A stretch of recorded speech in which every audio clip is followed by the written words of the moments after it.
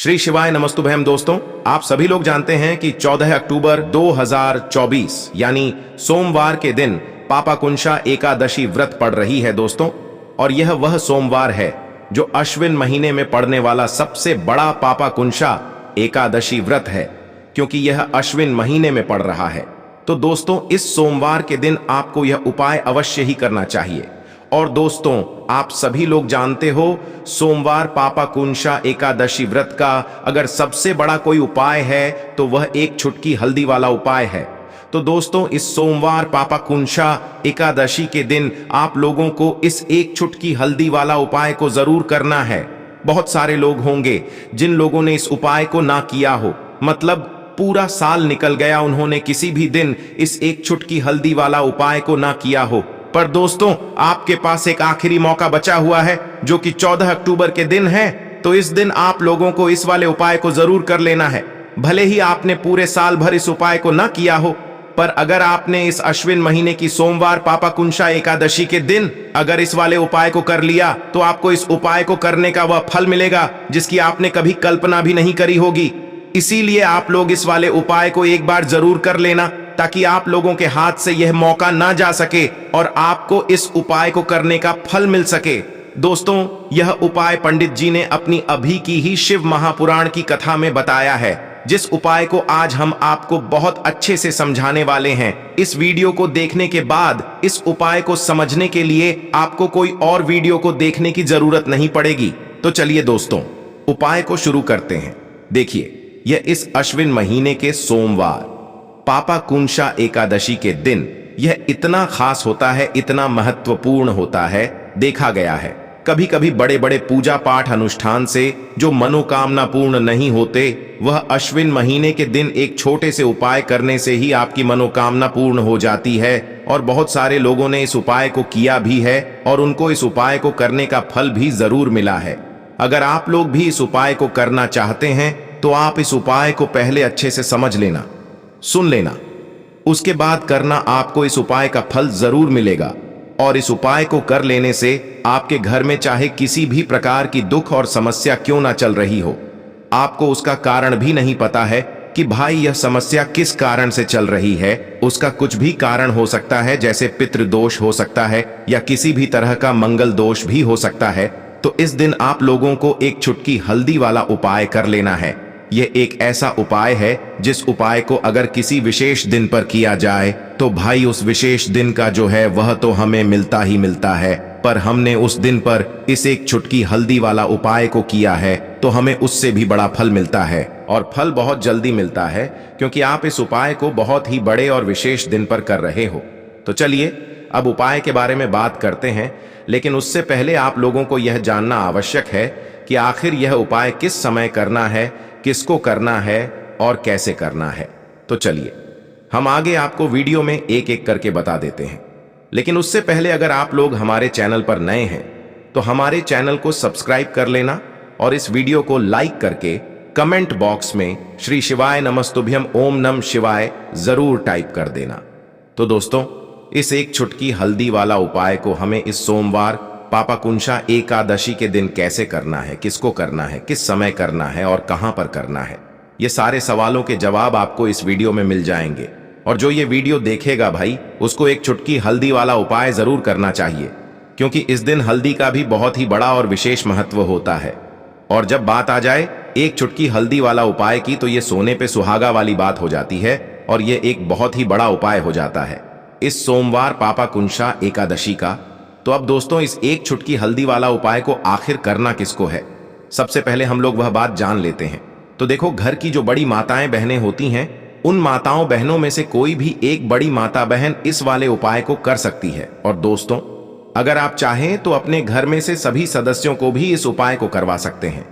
अगर किसी व्यक्ति की खुद की कोई मनोकामना है, खुद की कोई दुख और परेशानी है जो कि वह अपने लिए ही करना चाहता है इस वाले उपाय को, तो वह खुद अपने लिए भी कर सकता है। बाकी अगर कोई घर में से ऐसा है जो कि अपने पूरे घर परिवार की सुख और शांति के लिए यह वाला उपाय करना चाहता है, तो भाई वह भी कर सकता है। उसमें भी कोई दिक्कत वाली बात नहीं है। कहने का मतलब यह है कि इस उपाय को हर एक सदस्य भी कर सकता है। और पूरे घर परिवार के सदस्य के लिए घर की बड़ी माताओं बहनों में से कोई एक माता बहन भी कर सकती है। माताएं बहनें अगर घर में उपस्थित ना हो या वह यह वाला उपाय ना कर पा रही हो तो फिर घर का कोई बड़ा सदस्य भी इस एक चुटकी हल्दी वाला उपाय को कर सकता है, चाहे फिर वह पुरुष ही क्यों ना हो, उसमें कोई भी दिक्कत वाली बात नहीं है।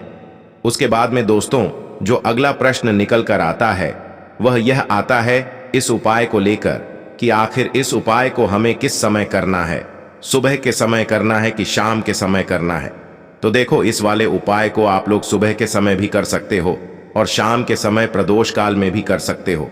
अब अगर आप पूछो कि भाई साहब सबसे उत्तम समय कौन सा रहेगा इस एक चुटकी हल्दी वाला उपाय को करने का, तो हम आपसे बस यही कहेंगे कि इस उपाय को आप सुबह के समय करेंगे तो ज्यादा बेहतर होगा।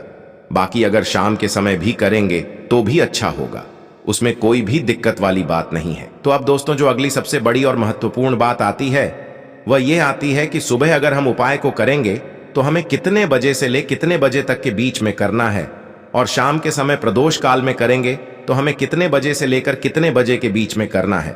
तो देखो, सुबह जितनी जल्दी हो सके आप उपाय को करने की कोशिश करना। बाकी अगर किसी कारणवश लेट भी हो जाओ, थोड़ी देर भी हो जाए, तो 10 या 11 बजे तक भी आप उपाय कर लेना, पर 12 बजे से ज्यादा देरी ना हो, ठीक है? इस बात का ध्यान रखना। उसके बाद में दोस्तों अगर शाम के समय प्रदोष काल की बात करें, प्रदोष काल का जो समय होता है वह शाम के 6 बजे से शुरू हो जाता है। मतलब शाम के 6 बजे से लेकर 7 बजे के बीच का जो समय होता है यह समय प्रदोष काल का समय होता है। इस उपाय को 7 या 8 बजे के बीच में भी कर सकते हो। मतलब शाम के 6 बजे से रात 8 बजे के बीच में आप कभी भी इस वाले उपाय को कर सकते हो, उसमें कोई भी दिक्कत वाली बात नहीं है। परंतु 14 अक्टूबर सोमवार पापाकुंशा एकादशी व्रत के दिन कोशिश करना कि समय के अंतर्गत ही कर लो। किसी कारणवश ना कर पाओ तो थोड़ा देरी से भी कर सकते हो, आपको उपाय का फल जरूर मिलेगा।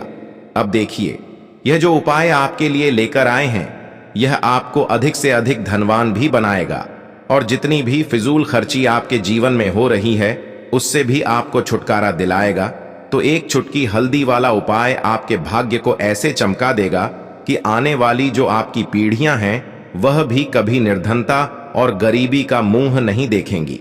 आपके घर में हमेशा धन सुख समृद्धि बढ़ती चली जाएगी। तो एकादशी पर कुछ ऐसे उपाय होते हैं जिन्हें करने से आपकी आर्थिक स्थिति बहुत ही मजबूत हो जाती है, और श्री हरि विष्णु आपसे हमेशा प्रसन्न रहते हैं। और इस एकादशी पर अगर आप श्री हरि विष्णु से जुड़े हुए उपाय करते हैं तो समस्त पापों का नाश होता है। साथ ही साथ श्री हरि विष्णु प्रसन्न होकर अपने साधक को सुख समृद्धि और ऐश्वर्य का आशीर्वाद भी देते हैं। और इतना ही नहीं, इस एकादशी पर कुछ उपाय करने से, और अगर जो लोग व्रत करते हैं इस दिन व्रत रखने से 1000 अश्वमेघ यज्ञ और 100 सूर्य यज्ञ के समान शुभ फलों की भी प्राप्ति होती है। अब आप व्रत रखते हैं तब भी उपाय करें, व्रत नहीं रखते हैं तब भी आपको इस दिन उपाय जरूर करने चाहिए। अगर आप चाहते हैं कि आपके घर में ज्यादा से ज्यादा धन जल्दी से जल्दी आए। अब देखिए, इस बार यह जो एकादशी है यह 2 दिन मनाई जाएगी, क्योंकि 14 अक्टूबर को भी एकादशी है और 13 तारीख को भी है, मतलब 13 अक्टूबर को भी है। तो जो लोग गृहस्थ जीवन व्यतीत करते हैं वह 13 अक्टूबर को व्रत रखेंगे। और आपको बता दें कि जो वैष्णव संप्रदाय के लोग हैं वह 14 अक्टूबर को व्रत करेंगे। साथ ही साथ उपाय तो आप किसी भी दिन कर सकते हैं, 13 तारीख को भी कर सकते हैं और 14 तारीख को भी कर सकते हैं। चलिए बात कर लेते हैं कौन सा उपाय है और किस तरह से आपको करना है। एक सिक्का जल में डालकर आपको अपने घर में कहां रखना है, कौन कौन सी चीजें आपको लेनी है। सबसे पहले तो आपको क्या करना है, एक लोटे में या किसी भी बर्तन में आपको शुद्ध जल ले लेना है। साथ ही साथ थोड़ी सी पिसी हुई हल्दी लेनी है। अगर आपके पास साबुत हल्दी है तो उसे भी पीसकर आप पाउडर बना सकते हैं। एक सिक्का लेना है, 1 का सिक्का ले लीजिए, या कोई भी सिक्का आप ले सकते हैं, जैसे कि 5 का भी ले सकते हैं, 10 का भी ले सकते हैं। एक सिक्का ले लेंगे, अच्छे से उसे साफ कर लेंगे। अब आपको क्या करना है, जो लोटा आपने लिया है जिसमें आपने जल भरा है उसके अंदर ही आपको वो एक चुटकी पिसी हुई हल्दी डाल देनी है। और जो भी सिक्का आपने लिया है, चाहे 1 का लिया है, चाहे 5 का लिया है, चाहे 10 का लिया है, वो सिक्का भी आपको इसी लोटे के अंदर डाल देना है। अब आपके घर में जितने भी सदस्य हैं, सभी के ऊपर से इस लोटे को आपको 7 बार उतारना है। ठीक है ना? एंटी क्लॉकवाइज यानी उल्टी दिशा में 7 बार उतारना है। जितने भी हैं सभी के ऊपर से 7-7 बार उतार लेंगे और अपने घर के बाहर किसी भी पेड़ पौधे के नीचे आपको इसे डाल देना है। अगर बहता हुआ शुद्ध जल हो, कोई पवित्र नदी हो, तो वहां इसे प्रवाहित कर देंगे। बस इतना सा उपाय है। इस बार एकादशी पर यह उपाय करिए और देखिए आपका भाग्य कैसे चमकता है, कैसे आपके भाग्य में लिखे हुए दुख दूर होते हैं और रातों रात आप धनवान बनते हैं। यह एक ऐसा उपाय है जो आपके गृहस्थ जीवन को भी उत्तम करेगा, घर से क्लेश को दूर करेगा, घर से निर्धनता को दूर करेगा और आपके घर पर श्री हरि विष्णु की ऐसी कृपा बरसेगी कि धन की देवी मां लक्ष्मी साथ में वास करेंगी और कभी आपके घर को छोड़कर नहीं जाएंगी। बहुत ही चमत्कारी और बहुत ही उत्तम उपाय है। एकादशी का तो जरूर से इस उपाय को करें और अपने भाग्य को चमकाएं। चलिए बात कर लेते हैं अब अपने दूसरे उपाय की। तो दूसरे उपाय जो अब आपको बताने जा रहे हैं, यह जुड़ा हुआ है श्री हरि विष्णु से, मां तुलसी से। देखिए, बिना श्री हरि विष्णु के मां तुलसी अधूरी हैं और बिना तुलसी मैया के श्री हरि विष्णु अधूरे हैं। उनका भोग अधूरा है, क्योंकि एक तुलसी का दल ही चाहे हम उनके भोग में डालें, तुलसी दल उन्हें जरूर अर्पित किया जाता है।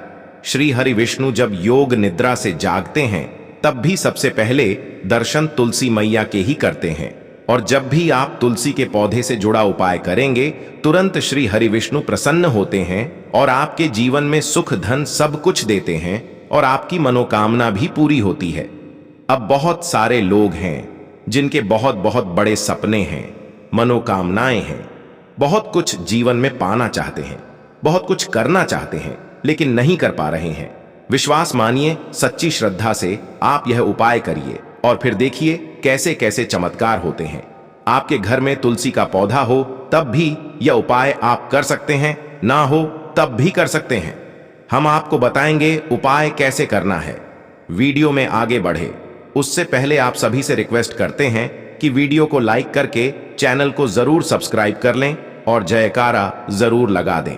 जय मां लक्ष्मी लिख दें, जिससे कि मां लक्ष्मी आपकी हर मनोकामना को पूरा कर दें। आपको क्या करना है, एक मौली धागा लेना है, यानी एक कलावा लेना है।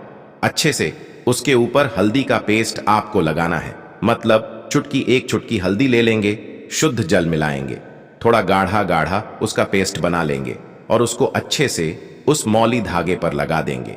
अब इस मौली धागे के अंदर आपको 3 गांठ लगानी है।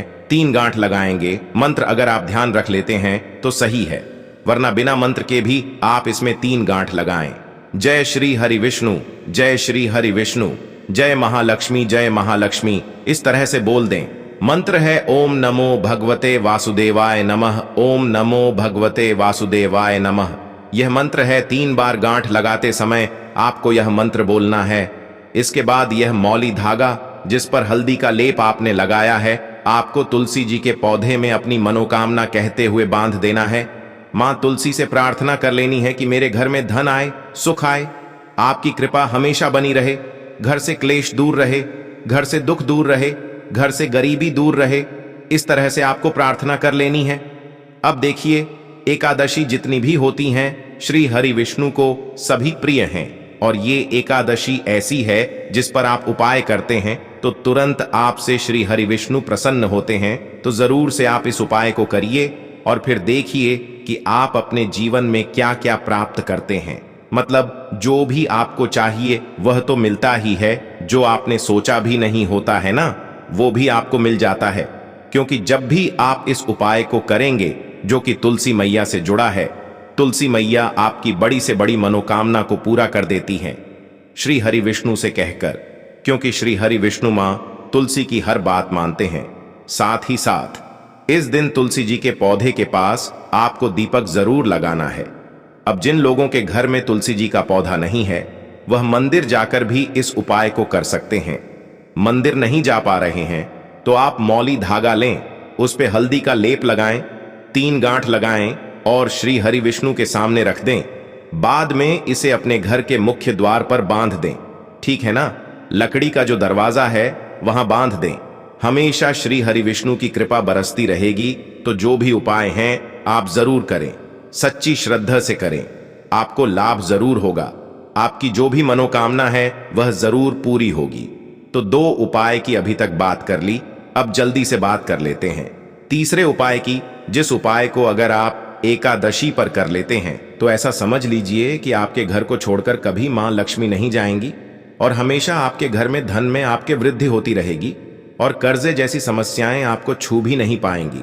मतलब कभी किसी से आपको कर्जा पैसे उधार लेने की जरूरत ही नहीं पड़ेगी।